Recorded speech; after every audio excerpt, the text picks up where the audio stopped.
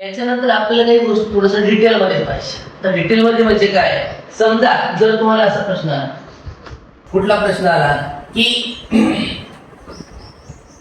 Laplace of, समजा असं Laplace of e⁻³ into t चा 4. काय Laplace of e⁻³ into t⁴. लक्ष द्या एक मिनिट सगळ्यांनी इकडे.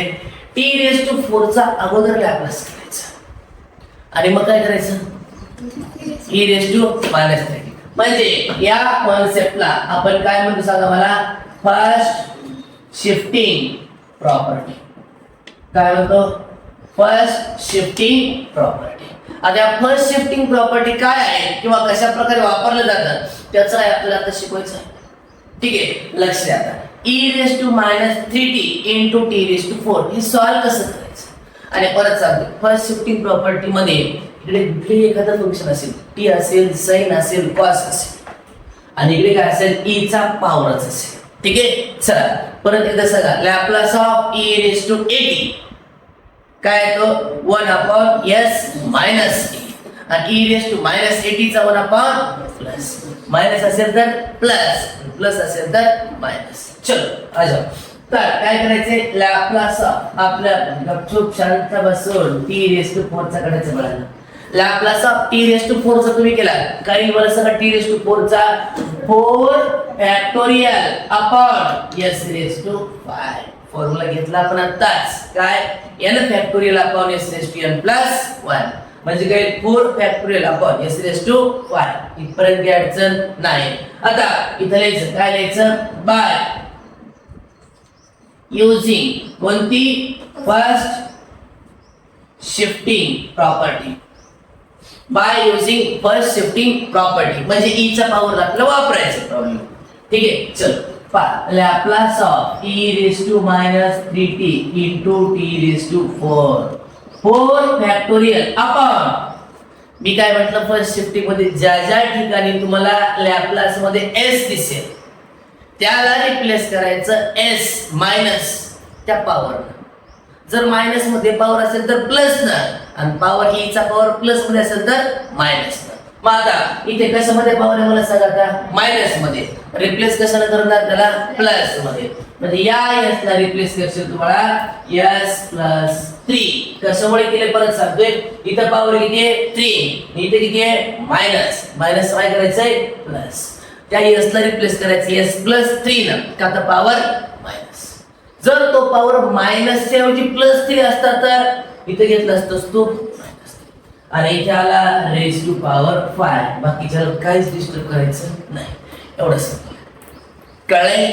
जे कोणी नवीन येत आहेत किंवा जे समजा बेसिक मॅथ्स क्लिअर नव्हतं त्यांच्यासाठी सगळ्यांसाठी आपण वर्क करत आहे. ठीक आहे, चलो एक प्रश्न, पुढचा प्रश्न आहे, Laplace of e⁻60 into t चा क्यूब. ठीक आहे, Laplace of e⁻60 into t चा क्यूब. परत आपल्या कुठला लॅपलास काढून घ्यायचा आधी, t च्या क्यूबचा.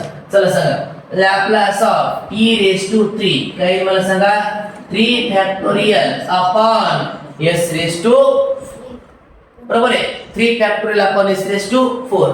यापुढे Laplace of e⁻60 into t चा क्यूब. मग काय ते 3 फॅक्टोरियल अपॉन s⁻⁴ आहे. आताच तुम्हाला सांगितलं इथे किती आता 6 आहे, +6. रिप्लेस कशाने करशील तू आता, -6. म्हणजे इथे काय येईल मला सांगा, 3 factorial upon s-6 bracket raise to. Clear आहे, काय अडचण आहे का सांगा. आता मला खूप असं ट्विस्ट आहे हे प्रश्न नाही.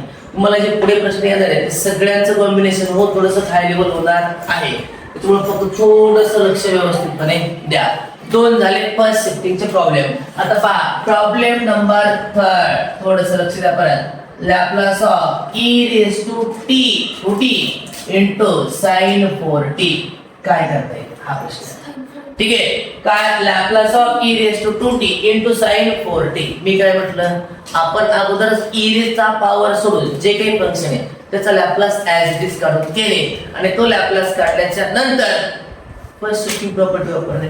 ठीक आहे, चला सांगा आता लॅपलास ऑफ कोणाचा sin 4t चा काही मला सांगा Laplace a upon s square plus a square formula आहे. मग काय Laplace 4 upon s square plus 16 4 upon s square plus 16 आला.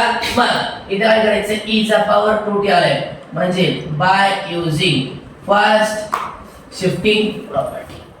ठीक आहे. चला सांगा तुम्हाला Laplace of e raised to 2t into sin 4t.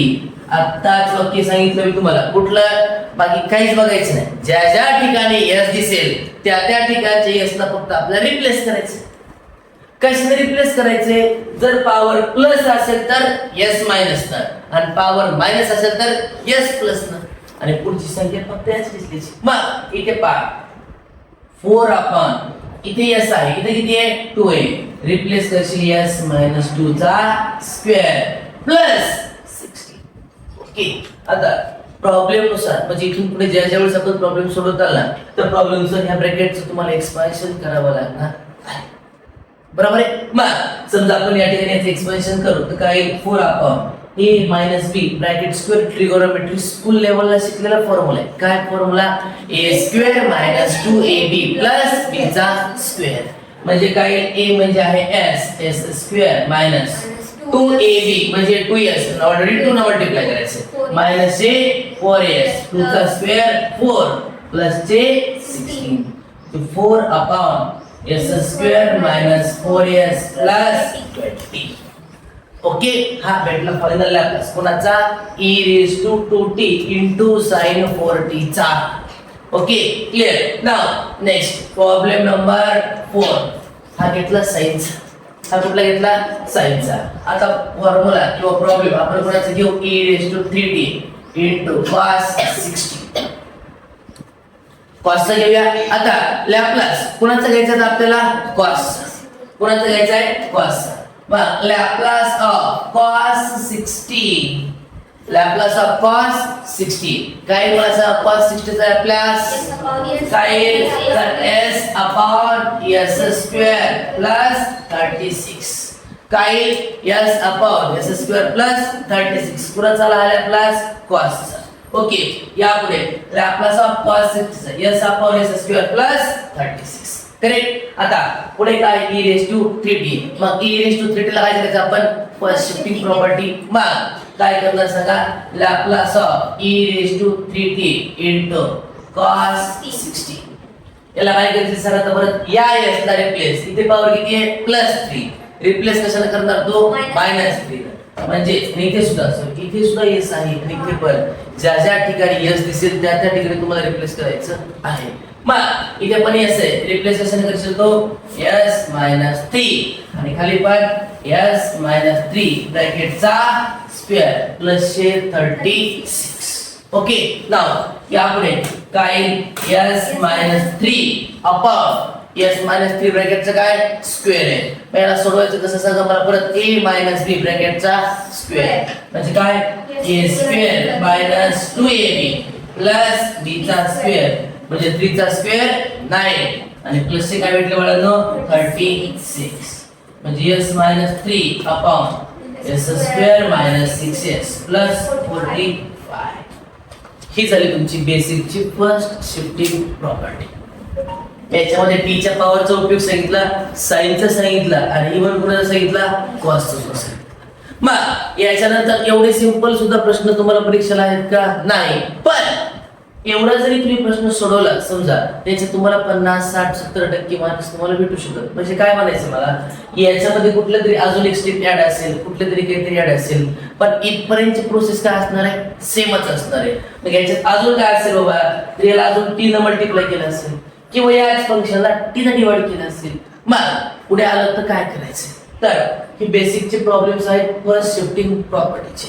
जे कोणी विद्यार्थी हुशार जॉईन झालेले आहेत त्यांनी रेग्युलर चॅप्टरचे वही घेणे आणि त्यामध्ये नंबर ऑफ व्हरायटी म्हणजे ह्या प्रत्येकाचे मी काय करतो आपण प्रॉब्लेम्स घेतलेले आहेत आणि त्याचे प्रॉब्लेम्सची प्रॅक्टिस तुम्ही ऑल जेवढे काही प्रॉब्लेम्स पाहिजे सगळ्यांचे प्रत्येकाचे 10 म्हणलं तरी हरकत नाही. ऑल टाइपचे प्रॉब्लेम्सची प्रॅक्टिस त्याच्यामध्ये आहे. मी हा काय व्हिडिओ बनवतोय किंवा ह्या गोष्टी काय शिकवतोय तुम्हाला की यामधनं तुम्हाला बेसिक वन टाइम सगळा लॅप्लास तुम्हाला व्यवस्थितपणे क्लिअर व्हावा. बरोबर आहे का? जे आपण रेग्युलरली 8-10 दिवस बेंचमार्कची कव्हरअप आपण केलेली आहे, त्याच्यामध्ये काय केलंय, 2 प्रॉब्लेम घ्यायची, परत तुम्हाला 10-15 सॉल्व्ह करायला दिलेले, अशा प्रकारचं आपण कव्हरअप केलंय. आणि वन टाइम व्हिडिओ का करतोय, एक लगट पूर्ण लॅपलास तुमचा कव्हरअप होईल पहिल्यापासून शेवटपर्यंत. बरोबर आहे का?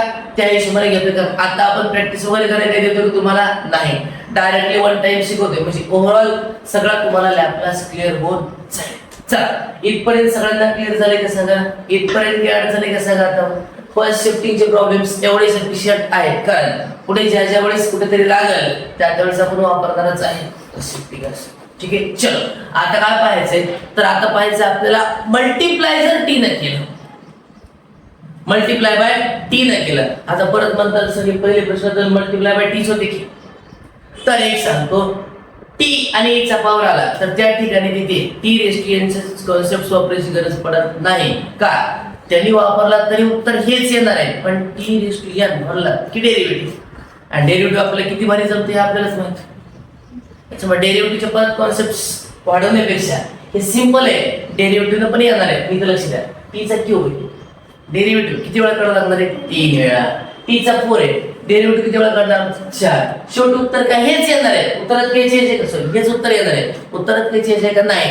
पण 3 ते 4 वेळा डेरिव्हेटिव्ह, म्हणजे परत 1/x चा डेरिव्हेटिव्ह -1/x², परत -1/x² चा डेरिव्हेटिव्ह, आणि परत कंटिन्युअसली तुम्हाला डेरिव्हेटिव्ह काढत जावं लागणार आहे, ज्याला की वेळ लागणार आहे. त्यापेक्षा जर प्रॉब्लेम e चा पॉवर आणि t चा पॉवर म्हणजे e आणि t याच्यामध्ये आले, डायरेक्टली फर्स्ट शिफ्टिंग करायची.